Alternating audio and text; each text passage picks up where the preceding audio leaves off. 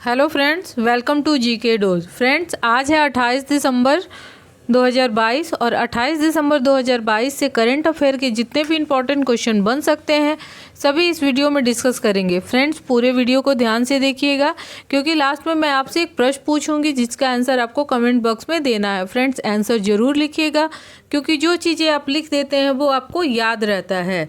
चलिए फ्रेंड्स, शुरू करते हैं आज का डिस्कशन। आज का हमारा पहला प्रश्न है, हाल ही में प्रथम वीर बाल दिवस कब मनाया गया है?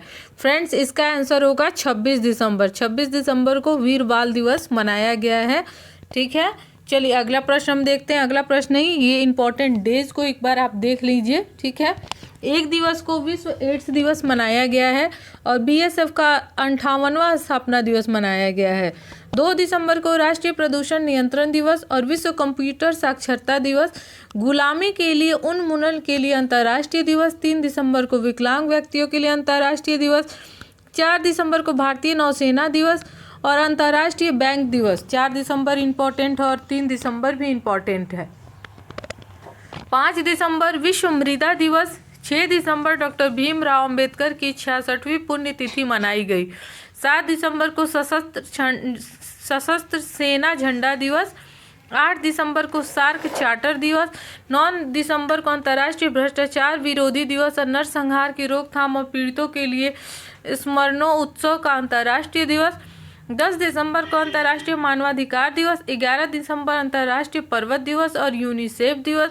12 दिसंबर अंतर्राष्ट्रीय सार्वभौमिक स्वास्थ्य कवरेज दिवस। 14 दिसंबर को राष्ट्रीय ऊर्जा संरक्षण दिवस। 16 दिसंबर विजय दिवस। 18 दिसंबर अल्पसंख्यक अधिकार दिवस और अंतर्राष्ट्रीय प्रवासी दिवस। ठीक है, अंतर्राष्ट्रीय, राष्ट्रीय नहीं, अंतर्राष्ट्रीय याद रखिएगा। 18 दिसंबर और राष्ट्रीय प्रवासी दिवस मनाया जाता है 9 जनवरी को। 19 दिसंबर को गोवा ने अपना मुक्ति दिवस मनाया। 20 दिसंबर को अंतर्राष्ट्रीय मानव एकता दिवस। ठीक है, 22 दिसंबर राष्ट्रीय गणित दिवस। 23 दिसंबर भारतीय राष्ट्रीय किसान दिवस। 24 दिसंबर राष्ट्रीय उपभोक्ता दिवस, राष्ट्रीय उपभोक्ता अधिकार दिवस और 25 दिसंबर को हमारे पूर्व प्रधानमंत्री की जयंती के अवसर पर सुशासन दिवस मनाया गया है। ठीक है फ्रेंड्स, तो ऐसे ही रिवीजन से बार बार चीज़ों को पढ़ने से चीज़ें याद होती हैं, इसलिए मैं डेज़ को बार बार जब भी कोई दिवस मनाया जाता है मैं सारे डेज़ को एक बार डिस्कस कर देती हूँ ताकि आप उसको देखें, आप उसको रिपीट करें और आप चीज़ों को याद करें। ठीक है फ्रेंड्स, तो ऐसे बार बार आप पढ़ेंगे तो आपको याद रहेगा। चलिए अगला प्रश्न हम देखते हैं। हाल ही में अपनी जेलों को मानवीकृत करने वाला पहला राज्य कौन बना है? फ्रेंड्स, इसका आंसर होगा अरुणाचल प्रदेश। अब अरुणाचल प्रदेश से रिलेटेड करंट अफेयर को देख लेते हैं। प्रधानमंत्री ने डोनी पोलो एयरपोर्ट का उद्घाटन ईटानगर में किया। अरुणाचल प्रदेश ने दुनिया की पहली ड्रोन मध्यस्थता पशु धन टीकाकरण सेवा शुरू की है। अरुणाचल प्रदेश में वालोंग मेले का आयोजन किया गया। पूर्वोत्तर का पहला एक्वा पार्क अरुणाचल प्रदेश में स्थापित किया जाएगा। चलिए क्वेश्चन नंबर 3, हाल ही में किस राज्य सरकार ने धेमाजी परियोजना की नींव रखी है? फ्रेंड्स, इसका आंसर होगा असम। ठीक है, अब असम से रिलेटेड इंपॉर्टेंट करेंट फैक्ट्स को देख लेते हैं। असम के मंत्रिमंडल ने सफाई कर्मचारी आयोग बनाने के लिए विधेयक को मंजूरी दी है। पूर्वोत्तर के पहले यूनानी चिकित्सा क्षेत्रीय केंद्र का उद्घाटन सिलचर में किया जाएगा। असम के मुख्यमंत्री ने बाजरा मिशन की शुरुआत की है। ट्रीज बियॉन्ड फॉरेस्ट कार्यक्रम असम में शुरू हुआ है। कटी बिहू त्यौहार असम में मनाया गया है। गृह मंत्री अमित शाह ने असम में पुलिस अधीक्षकों के सम्मेलन का उद्घाटन किया। असम राज्य सरकार ने विद्यारथ स्कूल ऑन व्हील्स परियोजना शुरू की है। तो ये असम से रिलेटेड इंपॉर्टेंट करेंट फैक्ट्स थे। चलिए अगला प्रश्न हम देखते हैं। अगला प्रश्न है, हाल ही में अंतर्राष्ट्रीय व्यापार के लिए भारतीय रुपये का उपयोग करने के लिए श्रीलंका और कौन देश सहमत हुए हैं? ठीक है, यानी वो देश अपने अंतर्राष्ट्रीय व्यापार के लिए भारतीय मुद्रा का इस्तेमाल करेंगे।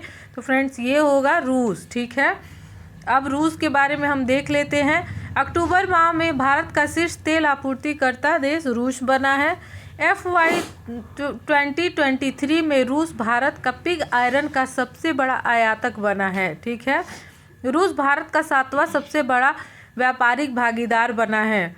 रूस ने पूर्व अमेरिकी सुरक्षा कॉन्ट्रैक्टर एडवर्ड स्नोडन को अपनी नागरिकता प्रदान की है। ठीक है, तो ये भी अमेरिका और रूस के बीच एक मतभेद का कारण बना है। ठीक है, चलिए क्वेश्चन नंबर 5, हाल ही में किस राज्य सरकार ने राशन कार्ड धारकों को 1000 रुपये पोंगल उपहार के रूप में देने की घोषणा की है?